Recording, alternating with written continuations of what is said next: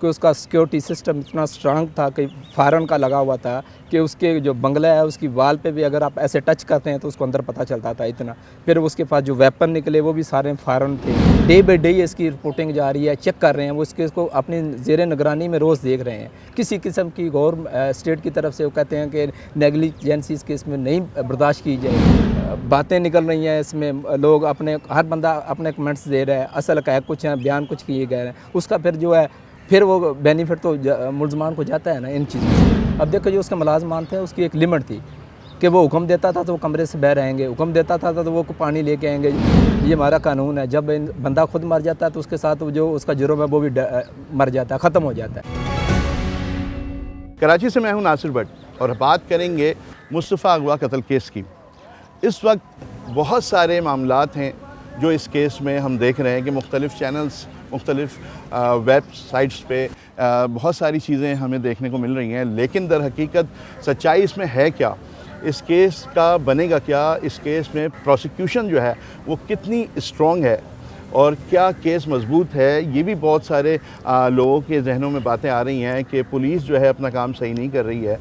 लेकिन इस चीज़ को ख़त्म करने के लिए, दूर करने के लिए हम इस पे बात करेंगे। और इसके अलावा हमने जिस तरीक़े से वकला सफाई से बात की और उन्होंने जो बातें हमें बताई हैं वो भी हम कोशिश करेंगे कि अपने नाज़रीन तक उसके जवाबात भी पहुंचाएं कि आया इन्वेस्टिगेशन सही हो रही है, सही सिमत में ये मामला जा भी रहा है या नहीं जा रहा। हमारे साथ जुल्फ़िकार अली अराई मौजूद हैं, पब्लिक प्रोसिक्यूटर भी हैं और ATC कराची के इंचार्ज भी हैं। तमाम तर चालान जो होते हैं, जो भी इंसदाद दहशतगर्दी की अदालतों में पेश होते हैं, वो इनके पास पहले आते हैं, अप्रूव होते हैं, उसके बाद वहाँ पर पेश किए जाते हैं। अस्सलाम वालेकुम। वालेकुम सलाम। जुल्फ़िकार अली साहब, पहले तो आपको खुशामदीद। मुझे ये बताइएगा कि इस केस में ख़ास तौर पर जो मुस्तफ़ा अगवा कत्ल केस है, इसमें बहुत सारी क़यास आराइयाँ हम देख रहे हैं, मुख्तलिफ़ जगहों से आ रही हैं, मुख्तलिफ़ चैनल्स के थ्रू आ रही हैं, कोई पुलिस ज़राए से चीज़ें चला रहा है। मुझे ये चीज़ पूछनी है अपने नाज़रीन के लिए कि इस केस में प्रोसिक्यूशन जो है वो कितनी मजबूत है, इस केस में प्रोसिक्यूशन जो है वो क्या तैयारियां करके बैठी हुई है कि इसको अंजाम तक पहुंचाने के लिए प्रोसिक्यूशन ने क्या काम किया। अल्हम्दुलिल्लाह देखें, प्रोसिक्यूशन पहले दिन से जब ये 8-10-2-2025 को मुलज़म को पेश किया गया रिमांड के लिए एंटी टेररिज्म कोर्ट एडमिनिस्ट्रेटिव जज के पास, तो रिमांड डिक्लाइन हो गया। तो उसी टाइम जब ये पता चला फौरी एक्शन लिया प्रोसिक्यूटर जनरल सिंध ने और उसके ऊपर आपने हाई कोर्ट में चले गए और अल्हम्दुलिल्लाह आपको पता है 18/2 को फिर वो रिमांड ग्रांट हो गया। उसके ऊपर बड़ा एक्शन लिया स्ट्रिक्टली, और वो आर्डर भी आपको पता है रिकॉर्ड पे है, मीडिया में भी लोगों ने देखा है वो कितना स्ट्रिक्ट आर्डर है। और ये प्रोसिक्यूशन की सबसे पहली एफर्ट थी जो उन्होंने इस केस में शुरू की। अल्हम्दुलिल्लाह उसके बाद आपके सामने है रिमांड मिला ATC 2 से, फिर 3 में चला गया, वहाँ भी रिमांड है। प्रोसिक्यूशन मीन के प्रोसिक्यूटर जनरल सिंध और उसकी टीम, मैं इस केस का स्टेट ने मुझे सुपरवाइज़ करने के लिए मुकर्रर किया हुआ है। अल्हम्दुलिल्लाह मैं अपनी सारी जो है ड्यूटी परफॉर्म कर रहा हूँ, इसको देख भी रहे हैं।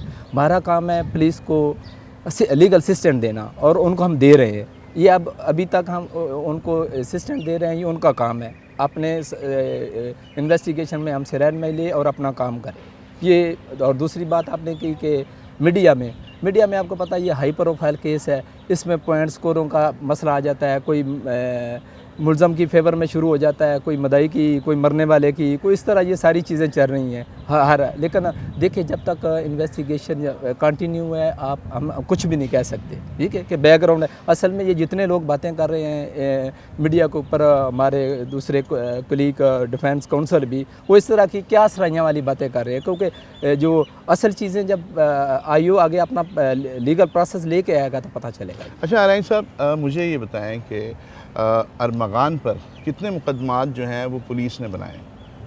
वो देखिए पहले उसके ऊपर 3-4 मुकदमात पुलिस ने बनाए हुए हैं, ठीक है, उसका हमारे से अभी कंसर्न नहीं है क्योंकि ये ATC का ट्रायल है 365A 302, अभी हम इस पे फोकस कर रहे हैं। फिर दूसरे लॉ इन्फोर्समेंट एजेंसी जो हैं वो उनका अपना काम है, तरीक़ाकार है उसको इंटेरोगेट करने का, उस पर वो करेंगे। फिर वो देखेंगे कि इसके ऊपर क्या चीज़ें आती हैं, वो लहदा नए केस इसके ऊपर बनते या नहीं बनते, ये उनका काम है। हम अभी अपने इस केस की हद तक है इसको देख रहे हैं। नहीं, कुछ चीज़ें ऐसी हैं जैसे कि आपने बताया कि अगवा बराए तवान का केस है, ठीक है, मर्डर का केस है। क्या पुलिस ने मुकाबले का केस बनाया जिसमें डीएसपी ज़ख्मी हुआ? क्या पुलिस ने आर्म एक्ट के तहत उस असले का केस बनाया जिससे 4 घंटे मुकाबला किया गया? जी जी बिल्कुल, वो इस तरह के देखें, वो कोर्ट से परमिशन लेके सर्च वारंट लेके गए थे। जो डिज़ीज़ है उसकी वालदा ने खदशा ज़ाहिर किया था कि ये उसके दोस्त हैं और इनसे लास्ट टाइम रब्ता भी फ़ोन पे इसी से हुआ था। तो वो इस बिना पे उन्होंने जब ये चीज़ें की, उसकी वालदा जो इस केस की मदाइया है उसके कहने के ऊपर उन्होंने ये सर्च वारंट कोर्ट से लिए। जब आगे गए तो फिर वहाँ एक इंसिडेंट पेश आ गया, क्योंकि आपने देखा मीडिया सारी चीज़ें ऑन दी रिकॉर्ड हैं कि उसका सिक्योरिटी सिस्टम इतना स्ट्रांग था कि फ़ायरन का लगा हुआ था कि उसके जो बंगला है उसकी वाल पे भी अगर आप ऐसे टच करते हैं तो उसको अंदर पता चलता था इतना। फिर उसके पास जो वेपन निकले वो भी सारे फ़ायरन थे और उसने बिल्कुल वो फायरिंग की। उसमें आप देखें इतनी बैड लक हुई कि एक डीएसपी रैंक का बंदा, उसके साथ उसका एक सब ऑर्डिनेट ज़ख्मी हुए, उनको गोलियाँ लगीं और ये मुलज़म को कुछ भी नहीं आया क्योंकि अंदर था। तो ये पुलिस ने इतना सब्र का मुज़ाहरा किया कि उसकी जान नहीं ली, वरना पुलिस इनकाउंटर में जो रूटीन है आपको पता है नहीं छोड़ते। लेकिन ये उनकी मेहरबानी कि वो उन्होंने अपनी ड्यूटी के दरमियान कोई ऐसा कदम नहीं उठाया कि जिससे कोई उनके ऊपर कोई दबाव आता। लेकिन नारायण साहब, क्या पुलिस मुकाबले में उसका रिमांड हो चुका है? क्या असला एक्ट के तहत कोई मुकदमा दर्ज करके उसमें उसका रिमांड लिया गया या सिर्फ अभी अगवा, बराए तावान और कत्ल के केस में रिमांड चल रहा है? नहीं, उसका रिमांड हमने चारों केसों में लिया है। उसमें भी लिया, ये जो इनकाउंटर के केस हैं उस पर भी लिया हुआ, जो ये मर्डर वाला 365 वाला इसमें भी रिमांड लिया है। अल्हम्दुलिल्लाह ये चारों के, इसके ऊपर 4 केस हुए, चारों में हमारे पास वो रिमांड के ऊपर है। चालान अलग अलग जाएंगे सबके? बिल्कुल, सबके लग जाएगी। अच्छा, आपको क्या लगता है कि अभी तो केस स्टार्ट हुआ है, अभी रिमांड की स्टेज पर चल रहा है, उसके बाद फिर बाकायदा ट्रायल होता है, इंटेरोगेशन वक्तन फ़वक्तन जो हो रही है वो उसको आपके इल्म में लाया जा रहा है, क्योंकि आप अदालत के सामने रखते हैं, पेश करते हैं चीज़ें जिसके बिहाफ पे आपको रिमांड मिलता है। सबसे पहली कामयाबी तो हमने देखा कि ATC 1 में जो रिमांड नहीं दिया गया था, उसके बाद आपने हाई कोर्ट से प्रसूख किया और उसके बाद एक तमाम तर सिनेरियो चेंज हो गया इस केस का। हाई प्रोफाइल मामलात हैं। मैं ये तो नहीं कहूँगा कि इसमें कौन कौन इन्वॉल्व है, कौन कौन नहीं है, ये तो इंटेरोगेशन जब चलती रहेगी या कोर्ट के सामने चीज़ें आती रहेंगी तो ये तब पता चलेगा। लेकिन आप क्या समझते हैं कि आप इस केस को किस हद तक लेके जा सकते हैं? प्रोसिक्यूशन, क्या पुलिस की तरफ से कोई कमज़ोरी तो नहीं है इसमें? अब देखिए, कमज़ोरी हमारा पार्ट है, एक पुलिस का पार्ट है। हम अपने पार्ट पे आपको पता है सबके सामने किस तरह स्टैंड लिया गया और ये सारी मेन एफर्ट जो है प्रोसिक्यूशन की है, स्टेट की हैं। इसमें CM साहब, लॉ मिनिस्टर साहब, प्रोसिक्यूटर जनरल साहब सब ने बड़ी एफर्ट की है और आपको पता है उनका डे बाई डे इसकी रिपोर्टिंग जा रही है, चेक कर रहे हैं वो इस केस को अपनी ज़ेर निगरानी में रोज़ देख रहे हैं। किसी किस्म की स्टेट की तरफ से वो कहते हैं कि नेगलिजेंसी इस केस में नहीं बर्दाश्त की जाएगी। पुलिस को भी सख्ती की हुई है। अब असल में ये है कि देखें, पुलिस इन्वेस्टिगेशन में ये उनका राइट है कि वो अपने हिसाब से चलें। अब हमारा पार्ट तब शुरू होगा जब वो चालान तैयार कर लेंगे, उसके बाद फिर हमारा फंक्शन शुरू हो जाएगा इस केस के ऊपर। उससे पहले बीइंग हम प्रोसिक्यूटर हम इंटरफेयर नहीं कर सकते, हम सिर्फ उनको लीगल असिस्टेंट देंगे उनके हिसाब से। और हमने उनसे प्रोग्रेस कॉल की है कि इस केस की हमें डेली बेस पे प्रोग्रेस दे और उन्होंने कहा कि हम देते हैं। अब वो अपने उसमें बिजी कह रहे कि मसरूफ़ थे, वो देते हैं इंशाल्लाह। हम अगर वो प्रोग्रेस हम देते हैं, उस प्रोग्रेस के ऊपर हम उनको further legal assistant day by day देंगे। अनाई साहब, ये भी बताते चलें कि इंटेरोगेशन रिपोर्ट जो आप कोर्ट में पेश करते हैं चालान के बाद, जिसको पेशरफ रिपोर्ट भी कहा जाता है, तो उससे आपको क्या अंदाज़ा हो रहा है कि क्या इन्वेस्टिगेशन जो है उसका लेवल बिल्कुल सही है या पुलिस, जैसे हमने अक्सर देखा है क्योंकि आप इंसदाद दहशतगर्दी कराची कोर्ट के इंचार्ज हैं, चालान आपके पास आते हैं, आप देखते हैं कहीं ना कहीं झोल भी नज़र आता है चीज़ों में और कहीं ना कहीं तफ्तीश में कमी नज़र आती है, जिसके बायस मुल्ज़िमान जो हैं बआसानी जो हैं बरी हो जाते हैं। तो क्या इस केस में कोई ऐसा झोल अब तक इंटेरोगेशन रिपोर्ट के हवाले से हो या रिमांड रिपोर्ट के हवाले से हो जो आपके थ्रू कोर्ट में जमा हो रही हो, कोई कमी बेशी आपको नज़र आ रही है उसमें? नहीं, अभी देखें, सिर्फ अभी तो रिमांड है, रिमांड ले रहे हैं।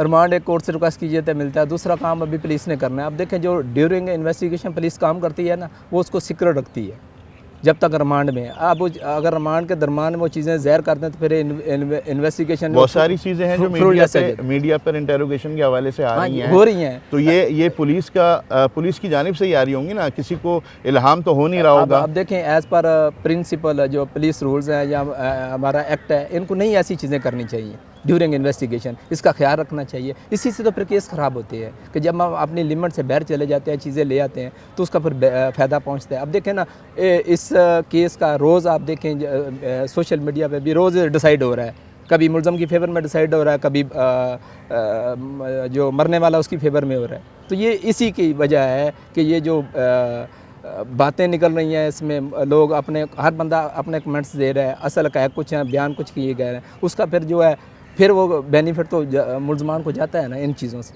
हाँ, तो ये क्यों, अच्छा आपकी बात बिल्कुल अपनी जगह पे सही है कि बेनिफिट मुलजमान को जा रहा होगा, तो क्या हमारे इन इदारों को जो इन्वेस्टिगेट कर रहे हैं, जो इन्वेस्टिगेशन उससे की जा रही है, तहकीकात की जा रही हैं, रिमांड लिए जा रहे हैं, तो वो ये बातें क्यों मीडिया तक रसाई हो जाती है? ऐसा क्या सिलसिला है, क्या क्यों निकल जाते हैं वो पेपर्स? हमने देखा पेपर्स भी मौजूद होते हैं उसकी वजह देखें, अब आप देखें, आप मीडिया भी आप एक पिलर है, स्ट्रांग है। अब जहाँ हमने खड़ा होते हैं उस जगह मीडिया खड़ा होता है अंदर, तो वो जज के क्लोज वो ज़्यादा रोस्टर पे खड़ा होता है, तो सारी चीज़ें उनके सामने होती हैं, तो आप कैसे उनसे छुपा जाते हैं? जब ऊपर अपना वो मोबाइल लेके खड़ा हुआ है अंदर चैम्बर कोर्ट में, तो कैसे कर सकते हैं? अच्छा नहीं साहब, ये बताइएगा 164 के बयान हुए 2 लोगों के, गवाहों के, जो आपने बयानात करवाए हैं, आई थिंक जुमेरात को जुडिशल मजिस्ट्रेट के सामने बयानात कलमबंद हुए। वकला सफाई से हमारी इस पर बात भी हुई। उनका ये कहना है कि अगर ये लोग वहाँ मौजूद थे तो पुलिस ने इनको उस वक़्त अरेस्ट क्यों नहीं किया, और अगर अरेस्ट नहीं किया तो ये बआसानी कैसे चले गए कि जब इतना स्ट्रॉन्ग मुकाबला ज़ाहिर किया जा रहा है कि 4 घंटे मुकाबला हुआ वहाँ पर और 4 घंटे तक पुलिस रही, तो इसका मतलब कॉर्डन ऑफ किया होगा। तो ये 2 लोग आराम से निकल गए, जो अपने बयान में भी कह रहे हैं ये, और जब ये कपड़े लेने जाते हैं उस वक्त पुलिस अरेस्ट करती है। ये थोड़ी वजाहत करें, लोगों के दिमागों में ना बहुत सारे सवालात उठ रहे हैं। सवाल नहीं देखिए, एक तो जो वकील सफाई कराया ना, देखिए अभी 164 CRPC का जो स्टेटमेंट हुआ है वो अभी सर्टिफाइड कापी आई नहीं, किसी को मिली नहीं है, तो ये सारी वहाँ सुनी सुनाई बातें जो लाई जा रही हैं कि इस तरह हुआ। अभी वो स्टेटमेंट 164 की कापी आएगी, फिर पता चलेगा उसके अंदर असल चीज़ें क्या है। ये आवाम में बातें कर देना ये तो नामनासब है। इससे तो देखें, ये चीज़ें इस तरह की पैनिक क्रिएट करके इस केस को कमज़ोर करने के लिए ये समझें कि ओछे हथकंडे इस्तेमाल किए जा रहे हैं मेरे पॉइंट ऑफ व्यू से। लेकिन राई साहब, हम भी वहाँ मौजूद थे, उन्होंने जो बयानात दिए वो रिकॉर्ड पर हैं, तो इसको तो डिनाई नहीं किया जा सकता कि जो सवालात हुए उसके जवाबात उन्होंने दिए या उन्होंने अपने बयानात दिए। तो उनका यही कहना था कि मुस्तफ़ा नामी शख्स आया और उसके बाद उसको जाते हुए नहीं देखा गया। इसी तरीके से उन्होंने ये बताया कि पुलिस आई, छापा मारा, फायरिंग हुई ऊपर से। चलें जी, ये तो उन्होंने कहा कि ऊपर से फायरिंग हुई, मुलज़िम ने फायरिंग की पुलिस पर, लेकिन हम कमरे में छुपे हुए थे और उसके बाद हम निकल गए। उसकी वजह यह है, देखें उसका वो जो मुलज़म है अरगमान इतना शातिर तेज़, और अब देखो जो उसके मुलाजमान थे उसकी एक लिमिट थी कि वो हुक्म देता था तो वो कमरे से बाहर आएंगे, हुक्म देता था तो वो पानी लेके आएंगे। वो बॉस कर रहे थे। हाँ जी, वो बॉस इसलिए कर रहे थे क्योंकि वो तनख्वाह पे रखा था, उनको सैलरी देते थे। अब वो नौकर मुलाजम है, अब वो मुलाजमों को जो उनकी ड्यूटी थी वो अपनी फरहम कर रहे थे। वो तो नौकर है ना, उसको जो कहना है वो करेगा। अच्छा रईस साहब, आप प्रोसिक्यूटर भी हैं, पब्लिक प्रोसिक्यूटर भी हैं, सीनियर वकील भी हैं। मैं आपसे सिर्फ ये पूछना चाहूँगा कि हमारे सामने इंज़ाल मंशियात के हवाले से भी चीज़ें आ रही हैं, जिसमें मुस्तफ़ा का नाम भी आ रहा है, लेकिन हमारा कानून कहता है कि जब बंदा इस दुनिया से चला जाता है तो उसका नाम खारिज कर दिया जाता है। क्या प्रोसिक्यूशन इस तरफ भी देख रही है केसों में कि उसके साथ क्या क्या लिंक थे, कौन कौन लोग थे जो सप्लाई में मुलव्विस थे या सप्लाई किया करते थे, जिसमें मुस्तफ़ा को भी डाला गया था और ये भी कहा जा रहा है कि वो ज़मानत पर था, लेकिन कल ही हमें ये पता चला कि इंज़ाल मंशियात अदालत जो थी उन्होंने उसका नाम केस से खारिज कर दिया। तो अरमान का क्या लिंक बना और अरमान का इस केस से मंशियात के हवाले से क्या आपके सामने चीज़ें आई हैं अब तक? नहीं, अभी तो देखें वो कर रहे हैं, दूसरा इन्वेस्टिगेशन चल रही है। अभी वो जो आईओ जब अपनी रिपोर्ट लेके आएगा तो फिर हमें पता चलेगा क्या क्या चीज़ें इसके बारे में आई हैं। दूसरी जो आप मुस्तफ़ा की बात कर रहे हैं, देखें ये हमारा कानून है, जब बंदा खुद मर जाता है तो उसके साथ जो उसका जुर्म है वो भी मर जाता है, ख़त्म हो जाता है मीन। लेकिन जुर्म तो साबित ही नहीं हुआ ना, अभी तो केस चल रहा था। हाँ जी, वो चल रहा था जो आप बात कर, मुझे उसका तो पता नहीं। देखें हम तो अभी इस केस को देख रहे हैं, इससे अगर दूसरे रेलिवेंट है, उसकी ज्यूरिडिक्शन डिफरेंट है, उसका मामला तो और तरह के हैं, तो वो अभी सारी चीज़ें देखें मिक्सअप तो हम कर नहीं सकते। तो ये मीडिया के ऊपर ना चीज़ें बहुत सी मिक्सअप हो रही हैं, जिससे इस तरह की ये चीज़ें सामने आपको लगता है कि केस ख़राब भी हो रहा है इस वजह से, मुख्तलिफ चीज़ें जो सामने आ रही हैं? अब देखें ये तो अभी बातें हैं ना जी। अब देखें हमारे पास जब रिपोर्ट आएगी, पुलिस पेपर आएंगे, कंप्लीट हो गए, तो फिर उसके ऊपर इंशाल्लाह हम अपनी बिल्कुल लीगल ओपिनियन देंगे रिटर्न में वो सारी चीज़ें रिकॉर्ड पे आ जाएंगी कि इसका फ़ायदा नुकसान जो है, जब हमारा वो लीगल प्रोसेस शुरू होगा इंशाल्लाह वो सारी चीज़ें रिकॉर्ड पे आएंगी। बहुत शुक्रिया। हमारे साथ मौजूद थे पब्लिक प्रोसिक्यूटर जुल्फ़िकार अली आरई साहब, जो इंसदाद दहशतगर्दी कराची कोर्ट के इंचार्ज भी थे और इस केस को भी ये लीगल असिस्टेंट दे रहे हैं पुलिस को और असिस्ट भी करते हैं। और कोर्ट में रिमांड के हवाले से हमने इनकी तकद्दो देखी है कि किस तरीके से ये जद्दोजहद करते हैं और वकला सफाई को खामोश होना पड़ता है। और इस वक्त जो पोजीशन थी हम अपने नाज़रीन के सामने लेकर आ गए कि क़यास आराइयों पर ना जाएं। जिस तरीके से अभी जुल्फ़िकार अली आरई साहब ने क्लियर की ये बात कि क़यास आराइयाँ हैं, जब तक पुलिस अपना काम मुकम्मल नहीं कर लेती, चालान नहीं दे देती, उस वक्त तक कुछ भी नहीं कहा जा सकता। अभी इंटेरोगेशन चल रही है, बहुत सारी चीज़ें जो हैं वो पेपर्स में मौजूद हैं, जो पेपर्स अभी तक कोर्ट में सबमिट नहीं हुए। पुलिस इंटेरोगेशन का एक अपनी लाइन होती है, जब इनके पास वो चीज़ें आएंगी उसके बाद ये उसको देखेंगे और उसके बाद कोर्ट को आगाह करेंगे कि ये जो मुल्ज़िम है ये कितना शातिर है और कितना ज़ालिम है, जिस तरीके का इसने इक़दाम किया है इसकी सज़ा क्या बनती है। तो हम अपने नाज़रीन को वक्तन फ़वक्तन इस केस के बारे में उन सच्चाइयों से आगाह करेंगे जो सच्चाइयाँ ग्राउंड पर मौजूद हैं।